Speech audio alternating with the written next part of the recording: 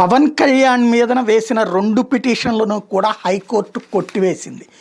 ఒక పిటిషన్ వచ్చేటప్పటికి పవన్ కళ్యాణ్ ఫోటోలు 2 చోట్ల చంద్రబాబు ఫోటోలతో పాటుగా పవన్ కళ్యాణ్ ఫోటో ప్రతి కార్యాలయం దగ్గర పెట్టాలి అన్నటువంటి పెట్టేటటువంటి విధానాన్ని వ్యతిరేకిస్తూ వేసినటువంటి పిటిషన్ని హైకోర్టు కొట్టేస్తూ రాజకీయ కారణాలతో ఇట్లాంటి పిటిషన్లు వేయొద్దంటూ మందలించింది.